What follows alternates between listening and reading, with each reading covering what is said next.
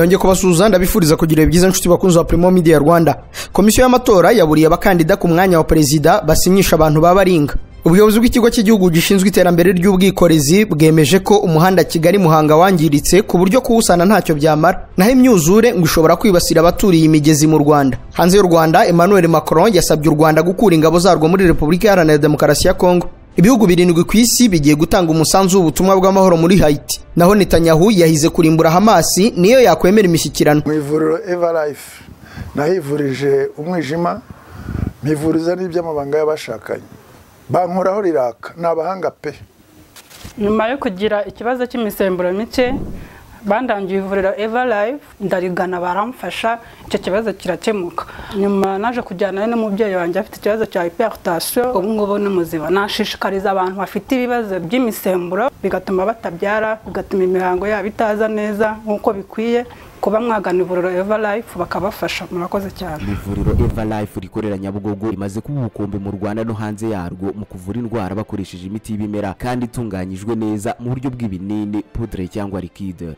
Hari abadogiteri batandukanye bagufasha kandi kiza nuko aho waba uherereye hose ku isi imiti yakugeraho, cyane ko bakorana na DHL. Mu ndwara bavura twavugamo nk'iz'imyororokere zose, kurangiza vuba no kubura ubushake, indwara zifata abadamu zose, igwingira ry'igitsina, indwara nk'umwijima, diabete, amara, igifu, asima. Abifuza kuva ku biyobyabwenge nabo barabafasha. Ku bindi bisobanuro wahamagara cyangwa ukandikira muganga. Everlife, icyizere cy'ubuzima. Ikaze muri aya makuru arambuye mugiye kugezwaho nanjye Jean Dodier Karinijabo. Duhereye mu karere ka Rutsiro aho abaturage batatu bishwe n'ibiza. Abaturage batatu mu karere ka Rutsiro bapfuye bishwe n'ibiza by'inkangu n'inkuba byibasiye aka karere k'imisozi miremire. Nibiza byabaye ku munsi w'ejo mu mirenge ya Mushonyi na Boneza. Abaturage bitabye Imana harimo abana babiri bo mu murenge wa Mushonyi bagwiriwe n'inzu barapfa, harimo uw'imyaka 12 na 16, mu gihe umuturage wo mu murenge wa Boneza yapfuye akubiswe n'inkuba. Babinyuje ku rukuta rw'akarere rwa X batangaje ko umuyobozi w'akarere Kayitesi Dative yifatanyije n'imiryango y'ababuze ababo. Ubutumwa bwa Rutsiro buragira buti ubuyobozi bw'akarere bwihanganishije imiryango y'abaturage batatu bitabye Imana kubera ibiza. Burakomeza gushishikariza abatuye ahantu hashobora gushyira ubuzima bwabo mu kaga kuhava. Abo bigaragara ko badafite amikoro, ubuyobozi bwiteguye kubakodeshereza amacumbi mu gihe gikwiriye. Akarere ka Rutsiro n'ubundi ni kamwe mu twashegeshwe n'ibiza byibasiye intara y'Iburengerazuba n'iy'Amajyaruguru mu ijoro ry'itariki ya 3 z'ukwa 5 mu mwaka ushize. Mu karere ka Gakenkeho umuvu watembanye umuntu arapfa, inkangu ziracika n'amazu arahirima. Mu karere ka Gakenke mu murenge wa Mugunga mu kagari ka Nkomane mu mudugudu wa Kanaba haravugwa inkuru y'urupfu rw'umuturage witwa Manirafasha Shadrake w'imyaka 26 y'amavuko watembanywe n'isuri bimuviramo urupfu. Ubwo ubuyobozi bwakurikiranaga amakuru yerekeranye n'ibiza kuko imvura yarayigwa nibwo bamenye ko uyu muturage yaguye mu mukoki ugabanya Rubona na Kanamba agatembanwa n'isuri, ibitengu bikamugwira akitaba Imana.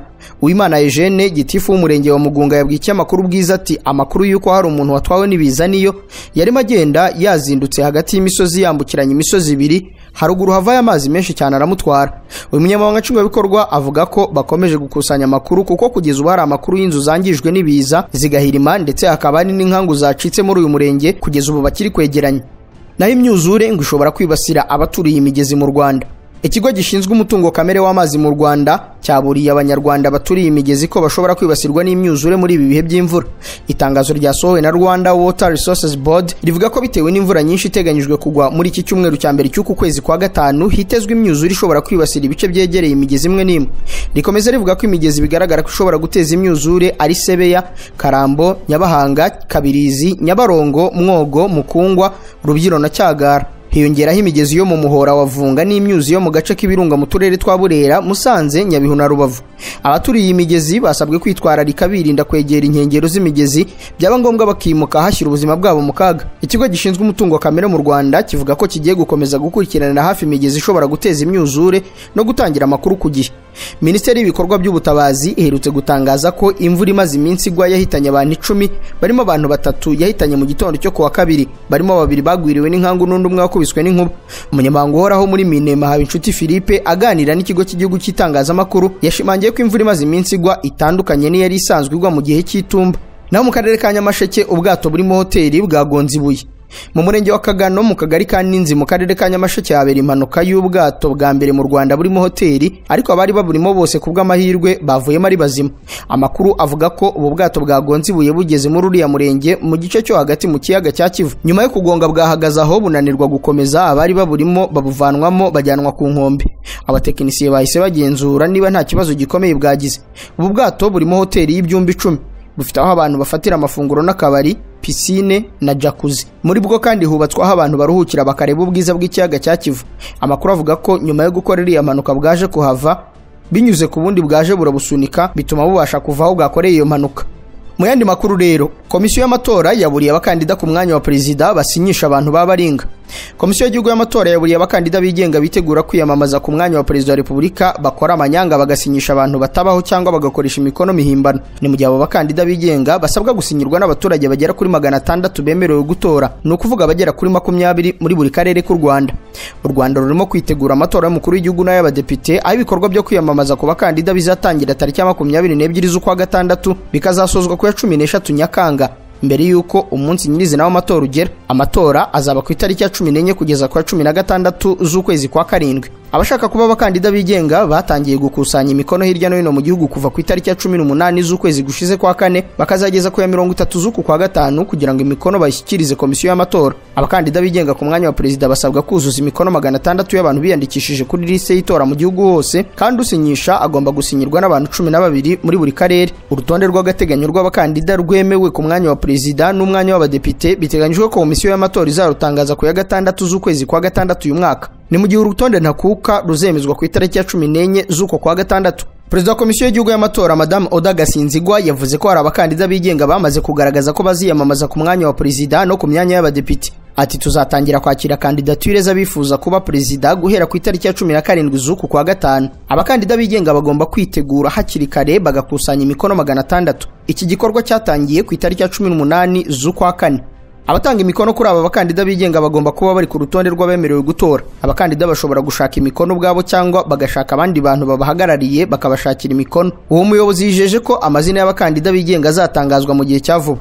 Ati turimo gusuzuma niba imikono atari imihimbano, bagomba gukoresha ukuri niba bifuza kuba abayobozi. Nibaramuka bagaragaje uburiganya bazahanwa n'itegeko. Ibikorwa byo kwiyamamaza ku mitwe ya politike n'abakandida bigenga bizatangira ku itariki ya 22 z'ukwa gatandatu birangire kuri 13 z'ukwa karindwi k'uyu mwaka. Oda Gasinzigwa yavuze ko mu gihugu hose hari site z'itora 2441 n'ibyumba by'itora 17400 byose byamaze gutegurwa mu gihugu hose, mu gihe abantu bagera kuri 9 n'igice aribo biteganyijwe ko bazatora.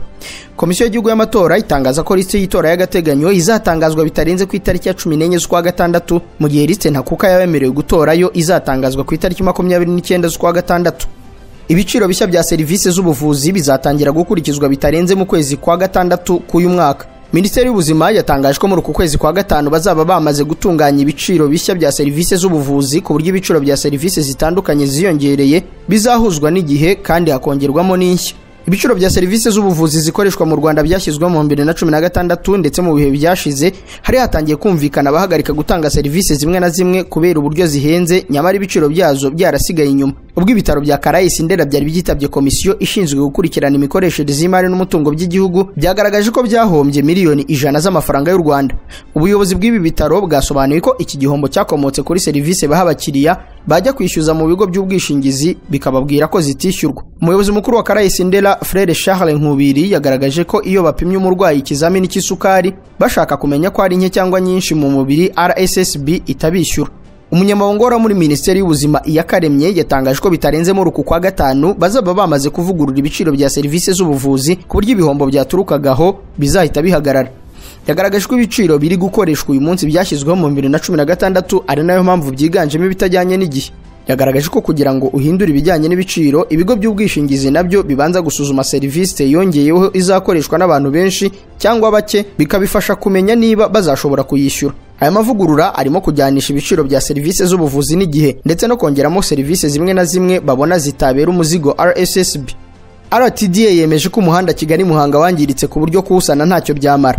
Ubuyobozi bw'ikigo cy'igihugu gishinzwe iterambere ry'ubwikorezi RTDA bwahamije ko umuhanda Kigali Muhanga Kanyaru wamaze gusaza ku buryo n'imirimo yo kuwusana igenda iwukorwaho nta kamaro ifite. Igikenewe ari ukuvugururwa.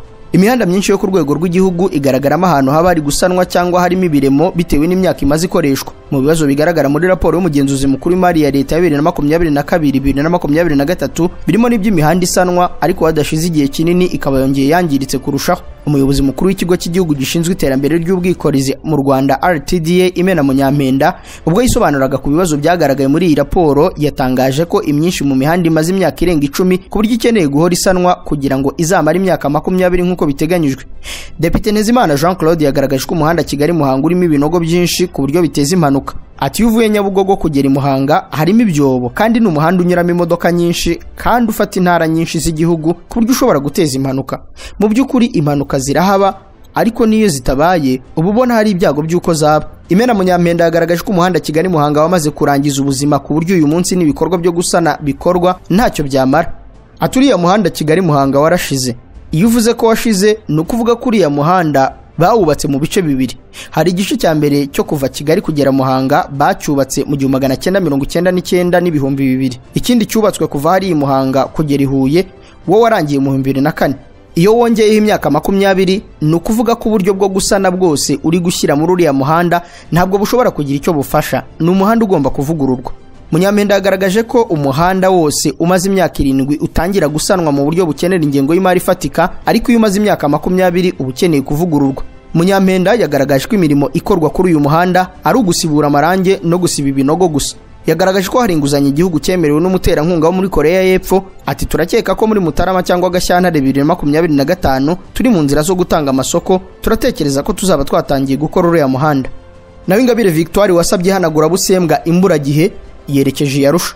Nyuma y'uko urukiko rukuru ruteye twatse ubusabe bwo guhabwa ihanagura busembwa, Victoire Ingabire umuhoza ufite ishyaka Darfa umurinzi rikorera mu Rwanda mu buryo butemewe n'amategeko yatanze ubujurire mu rukiko rw'umuryango wa Afrika Burasirazuba ruherereye Arusha muri Tanzania. Mu kwezi kwa mbere k'uyu mwaka Ingabire yasabye ihanagura busembwa kugira ngo azahatanire umwanya w'umukuru w'igihugu mu matora ateganyijwe muri uyu mwaka hamwe n'abandi bakandida barimo Paul Kagame wa FPR Inkotanyi, Dr Frank Habineza wa Democratic Green Party of Rwanda n'umukandida wigenga Mpayimana Philippe kugeza ubu bataremezwa na komisiyo y'igihugu y'amatora.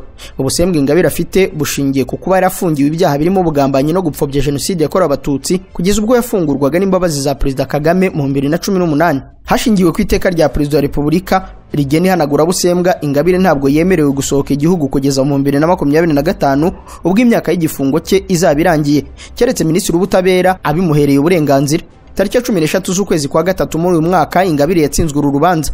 Urukiko rwasobanuye ko yasabye ihanagura busembwa igihe giteganywa n'itegeko kitaragera, rugaragaza ko ubusabe butangwa nyuma y'imyaka 5 igifungo umuntu yakatiwe kirangiye.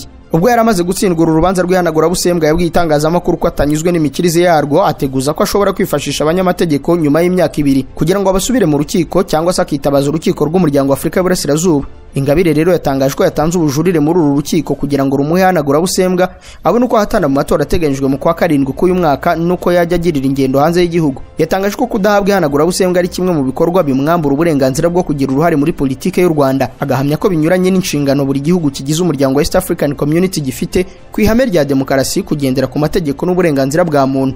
Abanyamategeko Maître Gatera Gashabana, Emilio Sieno na Elisha Ongoya nibo bazunganira Ingabire muri uru rukiko.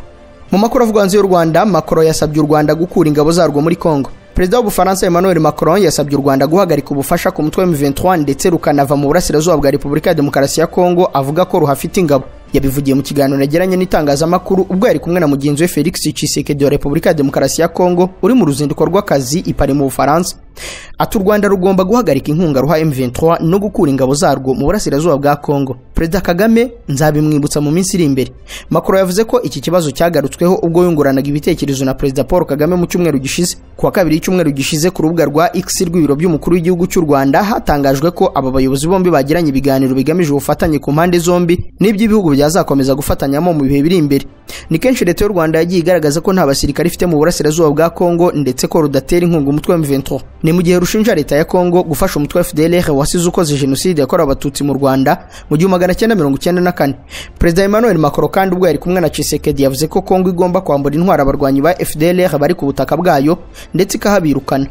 Aha muri Repubulika ya Demokarasi ya Kongo ngo intara 6 nizabayemo amatora y'abasenateri na guverineri.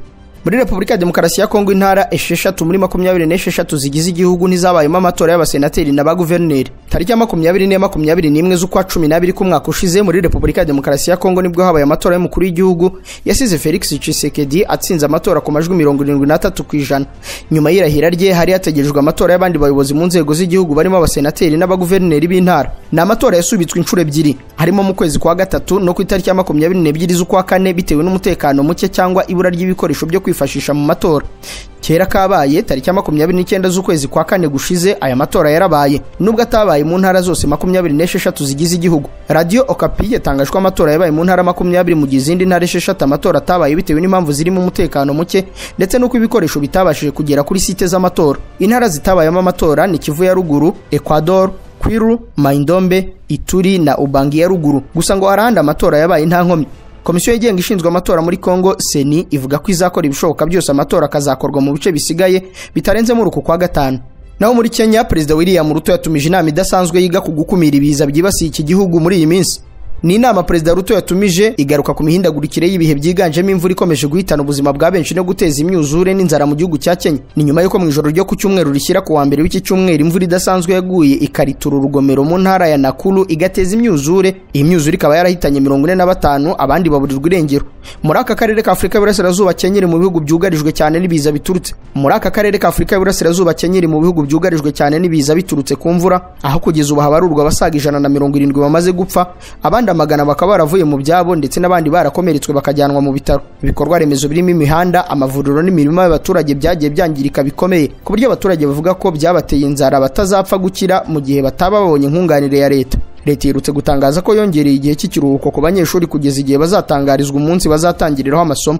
Naho ibihugu 7 ku isi bigiye gutanga umusanzu w'ubutumwa bw'amahoro muri Haiti. Ibihugu byatangaje ko byiteguye gutanga ubufasha kuri Haiti ni Leta Zunze za Amerika, Kenya, Benin, Chad, Bahamas, Jamaica na Barbados ndetse na Bangladesh. Kuwa gatanu ibi bihugu 7 byo muri Afrika, muri Karayibe no muri Aziya byagaragaje ko byifuza gutanga umusanzu wabyo mu butumwa bw'ubutabazi bw'umutekano mpuzamahanga buzoherezwa muri Haiti gufasha abapolisi baho. Nkuko amakuru aturuka mu muryango w'abibumbye bivuga, ibyo bihugu amezi ashize byatanze Kenya kugira ngo izayobore ubwo butumwa.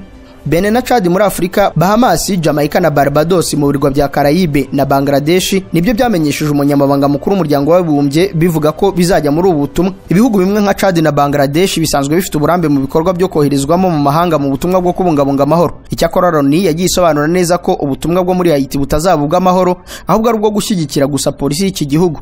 Na urukiko mu Buhinde rwatesheje agaciro ikirego cyo gukumira Narendra Modi mu matora. Urukiko rukuru rw'i New Delhi mu Buhinde rwatesheje agaciro ikirego rwari rwagejejweho cyo kubuza Minisitiri w'Intebe Narendra Modi kongera kwiyamamaza mu gihe cy'imyaka 6 azira gusaba amajwi yitwaje izina ry'Imana kandi akabikorera ahantu hagenewe gusengera. Anandi watanze ikirego yavugaga ko Modi yakoze amakosa akomeye ku itariki ya 9 z'ukwa 4 ubwo yifashishaga imana z'abahindu mu mbwirwaruhameze agamije gusaba abaturage kumutora, ikintu afata nk'ishyano. Anandi kandi avuga ko icyo gihe Modi yakoresheje imvugo igamije gucamo ibice abaturage, aho yavuze ko amashyaka atavuga rumwe na leta ashyigikiye abayisilamu bityo ko ashaka kurema amacakubiri mu matora akoresheje amadini.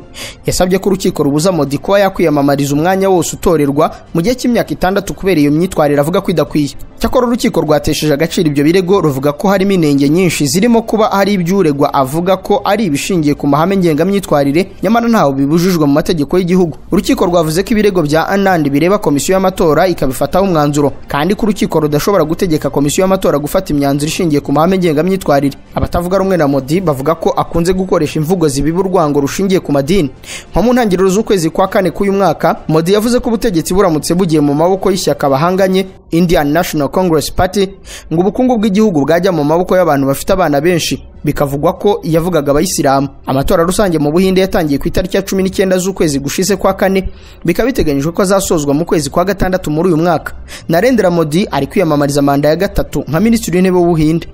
Aya makuru tuyasoreze kuri Netanyahu wahize kurimbura Hamas niyo yakwemera imishyikirano. Minisitiri w'Intebe wa Israel Benjamin Netanyahu yavuze ko ingabo ze zizagaba igitero ahitwa Rafa kugira ngo zirimbure burundu abarwanyi ba Hamas bivugwa ko ariho basigaye baragize ibirindiro. Avuga ko ibi bizakorwa haba hari imishyikirano na Hamas iri kuba cyangwa itari kuba. Muri iyi minsi hari imishyikirano hagati y'abadiplomate ba Israel n'abayobozi ba Hamas iri kubera mu Misiri.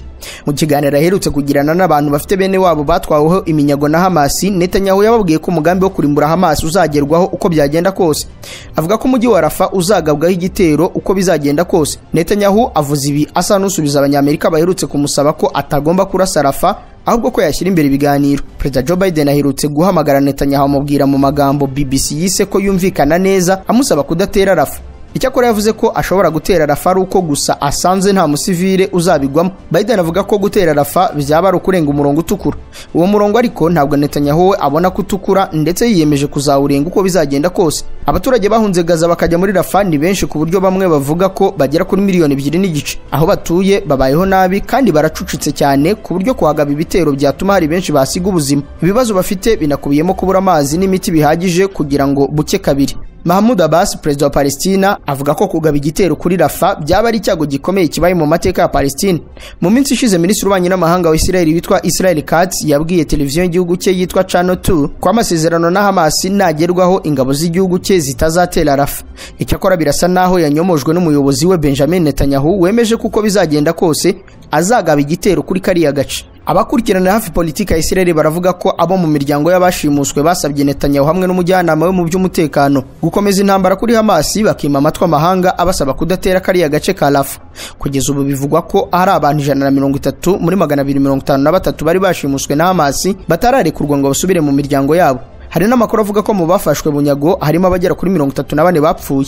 Ku byerekeranye n'imikirano hagati ya Hamas na Israel, abasesengura baravuga ko ubuhuza bwa Misiri butazagira icyo bugeraho kuko itizewe cyane nk'uko bimeze kuri Qatar. Abahanga bavuga ko Qatar ariyo muhuza wo kwizerwa kuko izi gukora uko ishoboye kumva inyungu za buri ruhande mu zihanganye, bityo bigatuma yizerwa. Intambara Israel yatangije kuri Hamas yatangiye mu kwezi kwa 10 kwa 2023 ubwo abarwanyi ba Hamas bagabaga igitero kuri Israel bakica abaturage bagera ku 200,000. Israel yahise itangiza intambara kuri uyu mutwe, ikaba igeze ku cyiciro bamwe bita ko ari icyanyuma cyo kurimbura ibisigisigi bya Hamas muri Gaza mu ntara ya Rafah. Hagati aho Iran, umwanzi ukomeye wa Israel, iherutse nayo kugaba igitero kuri Israel igamije kwihimura ku gitero Israel yagabye kuri ambasade ya Iran muri Syria, ikica abajenerali bakomeye b'icyo gihugu. Inshuti bakunzi wa Primo Media Rwanda, inkuru ya Netanyahu wahize kurimburana Hamas n'imizi yayo niyo dusoreje amakuru ari kugarukaho. Reka mbashimire kwa mwarimu yakurikiye, ndabararikira kureba ibindi biganiro biri kuri uru rubuga. Bye.